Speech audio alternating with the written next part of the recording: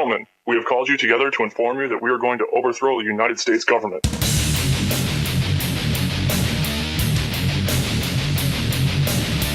You still think that jet fuel brought down the World Trade Center? We're exposing the foreign multinationals and their agents and their operatives, and no amount of fancy propaganda, no amount of internet kill switches can put Humpty Dumpty back up on the wall again. And I've always used the Humpty Dumpty analogy. I'm not using that because it fits so well, but I am, because it does fit so well. Humpty Dumpty sat on a wall. Humpty Dumpty had a great fall. All the king's horses and all the king's men couldn't put Hillary Clinton's brain back together again. So it is certainly historical. It's like something out of a Greek tragedy, out of fairy tales. There's a reason we have cliches and fairy tales and parables and legends, because real things like that happen over and over again. And all the king's horses and all the king's men cannot put Hillary Clinton and the Clinton crime family and the Bushes back up on their little pedestal again. Because Humpty Dumpty sat on a wall up high. Humpty Dumpty had a great fall. And all the king's horses and all the king's men couldn't put that criminal piece of trash back together again. And it's just going to get more intense from here. The enemy's going to strike back in big and nasty ways. But no, throughout all of this, this is the animating contest of liberty that has always tested humanity's mettle. And I'm honored to be here and honored to know all of you of every race, color, and creed that are the human race, who all bleed red blood and have a soul made by God. Let me just attempt to give you the news coming up. This is so over the top. The economic news over the top. The Russia news over the top. The Middle East news just absolutely over the top. Hundreds of mainstream publications, from Fox to CNN to the New York Times to the Daily Mail, saying the Democrats are meeting to replace Hillary right now. We told you that yesterday because the Democrats were tweeting about it. People thought we made it up. Now it's in hundreds of papers. We don't make stuff up. We're wrong sometimes, not often. But have folks figured out yet? We say sensational stuff because the universe is sensational. Hundreds of billions of galaxies photographed by Hubble. Sensational. Hillary collapsing on the Benghazi 9/11 anniversary at Ground Zero. Sensational. Because reality is amazing. It's crazier than non-reality. Truth is stranger than fiction. Truer words have never been spoken. Okay.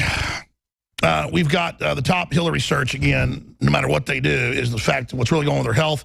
We have a report by Kit Daniels, because I keep getting mobbed by emails and calls and friends and family going, she's wearing seizure glasses. Here's the brand. Here's the blue Zeiss lenses. I know. We've written about it for months. We've talked about it. And I'm not complaining. It's just people are really upset about this. You got articles up there on Infowars.com. Drudge has had the reports at drudgereport.com. The mainstream media is still ignoring it. That's how controlled they are, folks. But here's the biggest one. And I'm going to make a big deal out of this with a special message to her later today, because we have this Alex Witt, the same one on MSNBC that called me, quote, deeply racist, with no evidence. And my lawyer said, yeah, you can win millions, but it'll take years and cost millions. Do you want to do this? And I said, no. She discredits herself making crap up like that. Alex Jones doesn't like Obamacare because he's deeply racist. I mean, this woman is a piece of work. She's a obvious narcissistic, power-tripping loon. Can you imagine the hell of being married to that woman? Now, I mean, this is Jezebel. And she's sitting up there, and over again, the last 2 days, we've got clips of her going, Hillary barely stumbled and wobbled a little. Big deal. It was super hot out there. I couldn't handle that heat. This woman's incredible. And then she doesn't show her fall down and be drugged into the vehicle, deceiving her viewers. And this is what they do system-wide on mainstream TV other than Fox.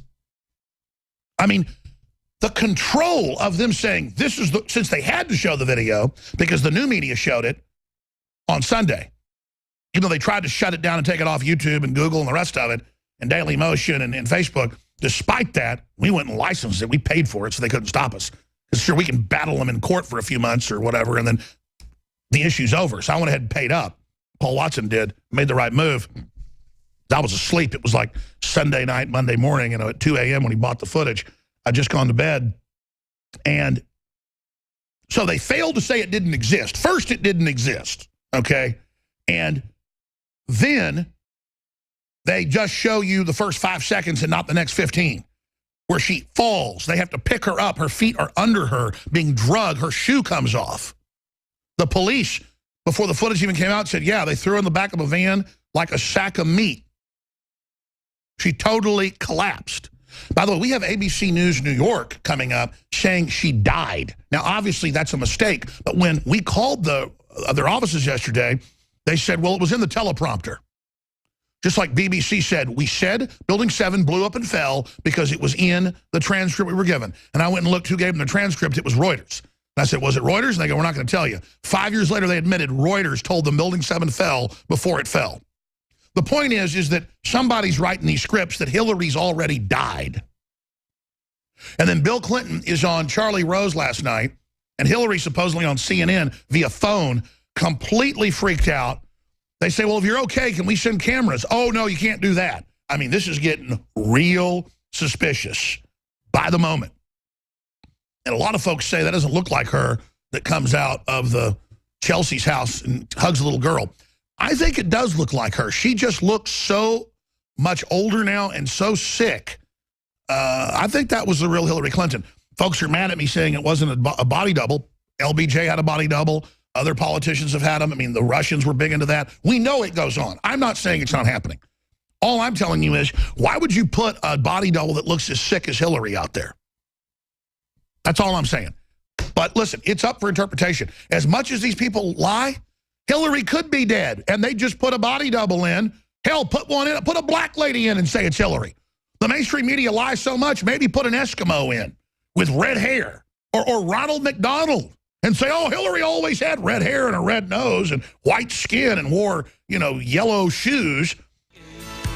Well, I got to tell you, there's probably 3 people in the last few decades that have been on the front lines of fighting globalism and getting made fun of it. That's Michael Savage, Alex Jones, and Matt Drudge. And I guess we're all here today because I'm told he just talked to Drudge, and Drudge is tuned in right now. Scorched to Earth, Restoring the Country After Obama, Michael Savage. Very powerful book. Just got it today, been thumbing through it. I'm a big history buff, cannot wait to read this book. We need to make this #1 on the New York Times bestseller list. It is a manifesto against the globalists that have literally taken this country and Europe over. Brexit is only the beginning. The globalists are panicking in every major publication they run. The Economist, the New York Times, the Washington Post, saying that if Trump defeats Hillary, the New World Order is basically broke back. So we are in the title match of history. Everyone should go to bookstores to make this the #1 book. Buy it in bookstores everywhere today. Scorched Earth. This is the front lines of the info war. Joining us for the next 20 minutes or so is Michael Savage of the Savage Nation, one of the top radio shows in the country, New York Times bestselling author. You've got the floor, my friend. Let's talk about where we are, what we're facing. 2 minutes to midnight. Well, #1, you are really the field marshal of it all, Alex. Come on, we know that they're more afraid of you and InfoWars than almost anyone else in the media. I mean, you, Matt Drudge, there aren't too many left. That's what's worrisome, isn't it, Alex? And you were named by this evil machine specifically.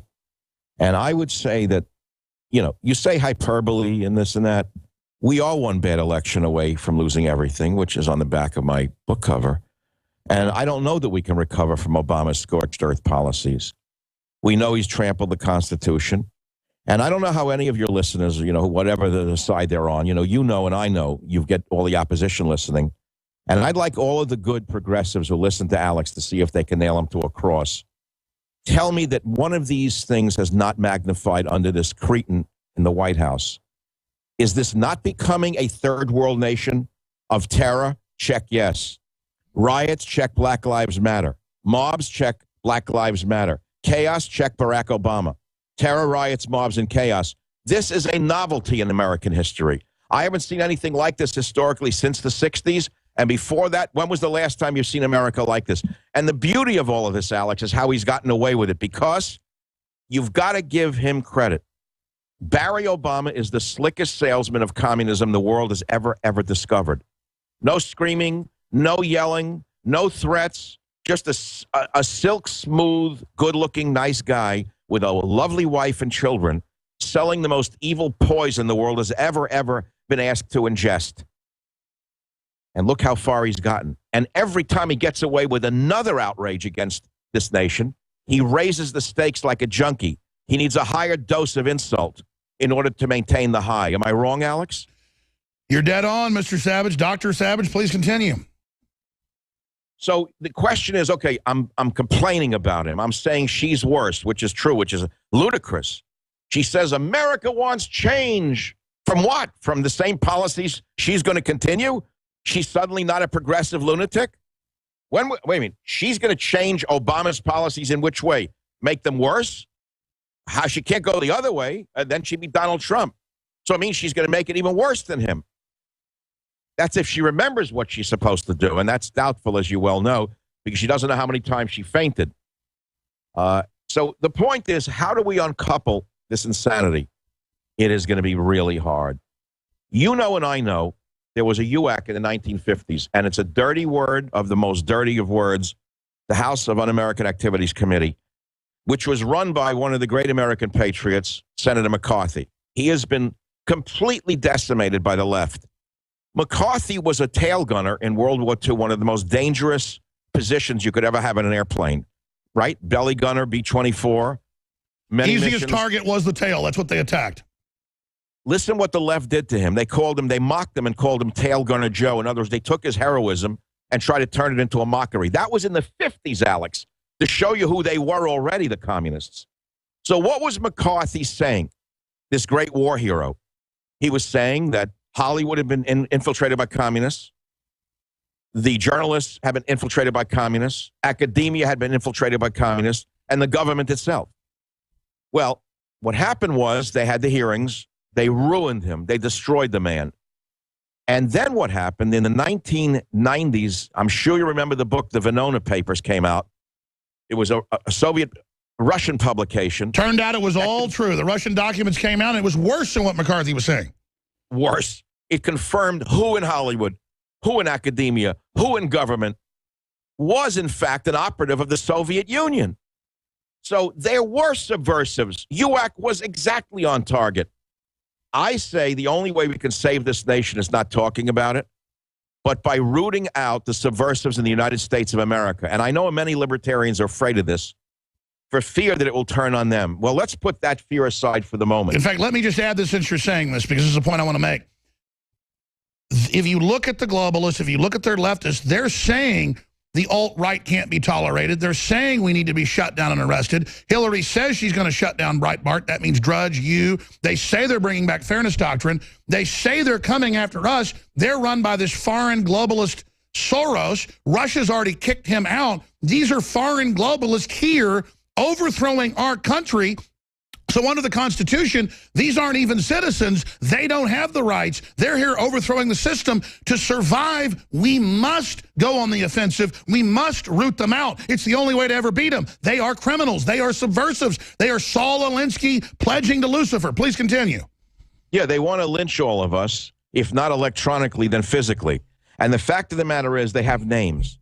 These are not nameless, faceless organizations. The number one and the worst of them all, in my humble opinion, is the ACLU. The Anti-Christian Liberties Union is the number one. They're the head of the snake. Now, the man behind all of it is George Soros, the most evil man on the planet, in my estimation, the absolutely most evil person the world has seen in modern times. You know, you don't have to hang people, electrocute them, put them in cages.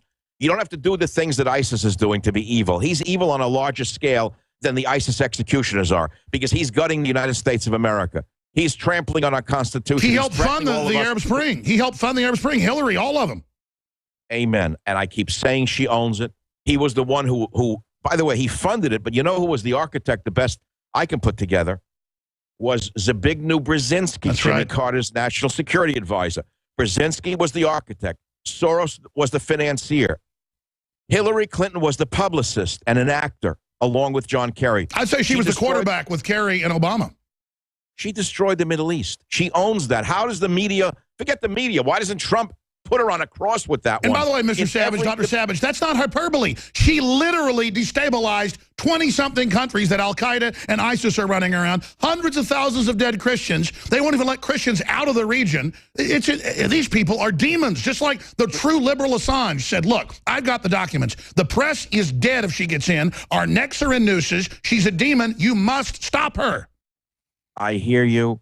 And I also saw who wrote the other day that Obama, the nice, slick, smooth, nice family man, has created the greatest surveillance state in the history of the world. And suddenly liberals are afraid of it because they understand what happens when the guillotine starts falling. First, it takes out your opposition. But as the world learned during the French Revolution, the guillotine has an unlimited taste for blood. And it doesn't stop with the enemies of the revolution. Then they turn on their own kind and start executing their own so-called counter-revolutionaries, as was done in the Soviet Union. Always happens. As was done in Cuba, as was done in Hitler's Germany. They killed their own. The brown shirts. And the guillotine keeps falling and cuts heads. It is the most thirsty instrument on earth. And that's why the left ought to step up and shut their fat mouths when we stand up to these monsters. These monsters need to be stopped or we're all finished, left, right, and center. That's right. Gentlemen, we have called you together to inform you that we are going to overthrow the United States government.